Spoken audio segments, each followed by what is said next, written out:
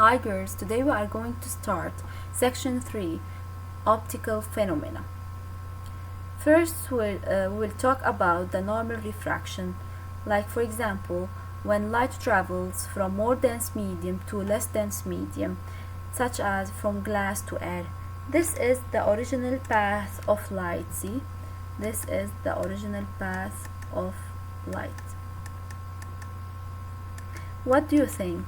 When the light enters air, will it keep the same original path? For sure no. Why? Because we know that the speed of light in air differs than the speed of light in glass. It's more. So when the light enters air, it's going to speed up, right? Let's see.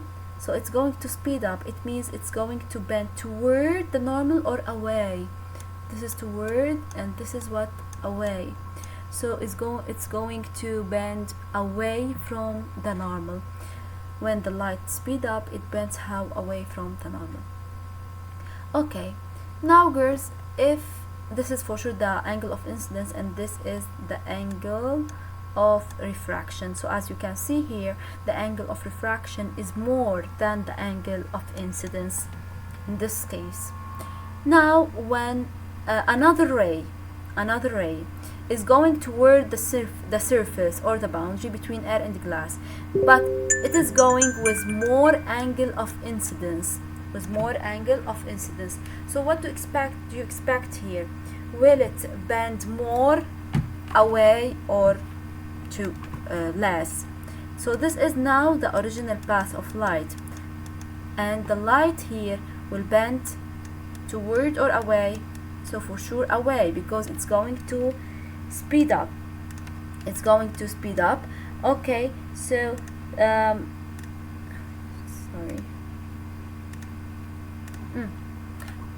here, because girls, we increase the angle of incidence, the angle of refraction will increase as well.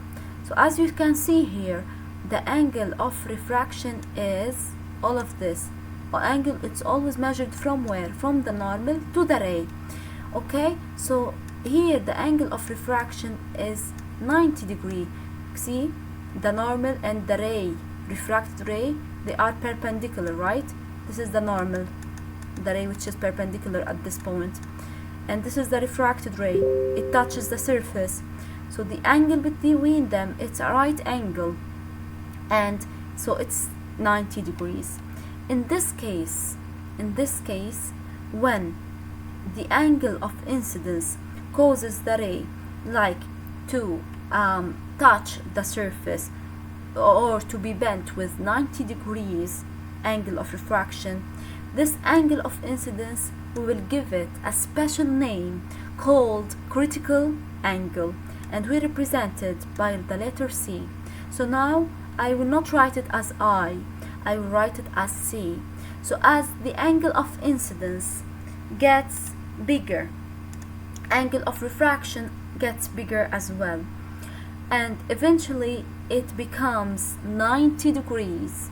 This angle of incidence now, it has a specific name called critical angle. So the critical angle, it's just an angle of incidence. Okay, it's the angle of incidence in which the angle of refraction is 90 degrees.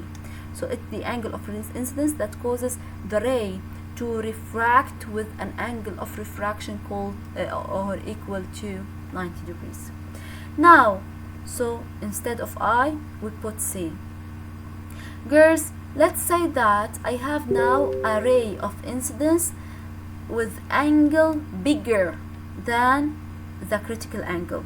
Okay, this critical angle, let's say that I have a ray now hitting the surface with an angle of incidence bigger than the critical angle. If this one, for example, 40, now this is 50 degrees. Okay, so now girls, the angle of refraction will be bent more, but already it's made its maximum, right, in the previous case. Here in this case, so here we will not have any refracted ray.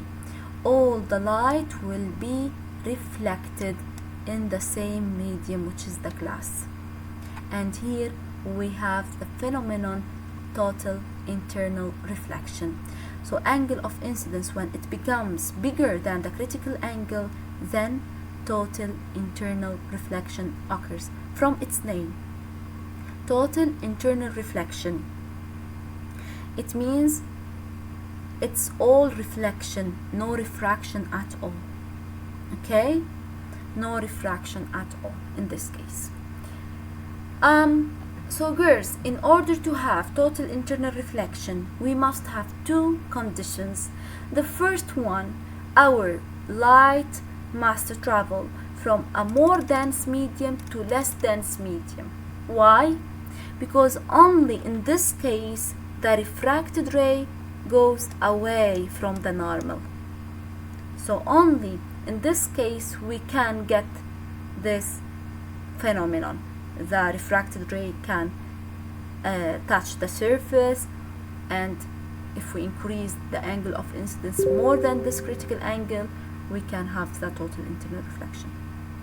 But if we are talking about, for example, a ray that's traveling from air to glass, and then the ray will not bend away from the normal, will bend toward, okay, toward, and we will not have such a situation.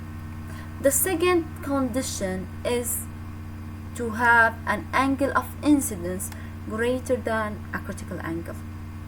So girls, you will see that every substance, okay, it has its own critical angle. Okay, like for example, if a substance has a critical angle equals 22 degrees, it means that in this substance, when the angle of incidence gets more than 22 degrees, we will not have any refracted ray. All the rays will be reflected internally. Such as, for example, girls, you know what? It's like the diamond. The diamond, when the light, coming from diamond to outside, because the diamond has low critical angle, so the rays, they reflect off the sides of the diamond. They do not go out of it easily. So that's why it's like shiny. Okay, so total internal reflection can occur when light only move from a path with a higher index of refraction, more dense medium. What means higher index of refraction? Higher n, remember n? So dense, more dense medium, to the one with lower index of refraction. It means to less dense medium. At the critical angle, at this critical angle, the refracted light makes an angle of 90 degrees with a normal. Above, now, with an angle greater than critical angle, total internal reflection occurs and light completely reflected within the substance itself. So we will check these two simulations together. It will make the way much easier.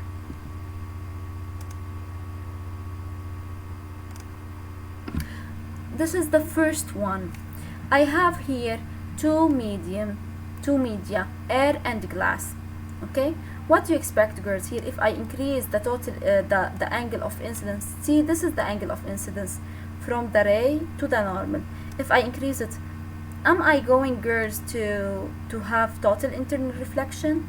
No. See, I still can, even if I increase it, I still see the refracted ray. Okay, here air to water. So here we can't have total internal refraction. When we are going from less dense medium to more dense medium, no total internal reflection. Okay, both rays are present. The reflected, see, reflected is less than the refracted, okay, but no total internal reflection. In order to have it, so I will change the first medium to glass and make the other, for example, air. Okay, see, with the small angle of incidence, I have reflected ray and I have refracted. but for sure more refraction than reflected. Okay, this is the normal case. When light, for example, hits water, part of it is reflected and part of it moves inside the water. Okay, now the light is going from glass to air, so part of it is reflected, small part of it reflected, and more part is refracted. By increasing the angle of incidence, you can see that the angle of refraction also increases.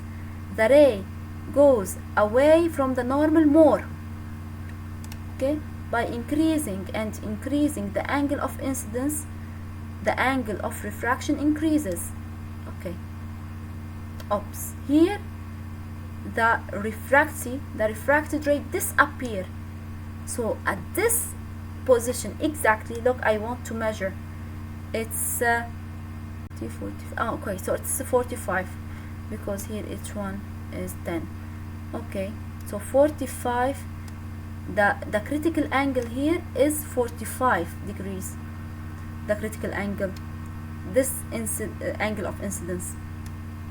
When I increase the angle of incidence more, I have only what? Reflected ray. I don't have any more what? Refracted ray. So this is called total internal reflection. Total internal reflection. When I decrease the angle of incidence again, I can notice the refracted ray.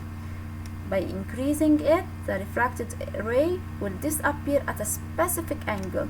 This specific angle, it's called critical angle. So this is everything about total internal reflection. So for sure you can check more videos. You can check this one. Okay, say this one here. When the angle of incidence is small, okay, we can notice the refracted ray, but by increasing it and increasing it, see lighthouse traveling from glass to air. This is here, you have glass to air. By increasing the angle of incidence, the angle of here refraction disappear. Okay, because it made its maximum, and I have only reflected ray. Okay.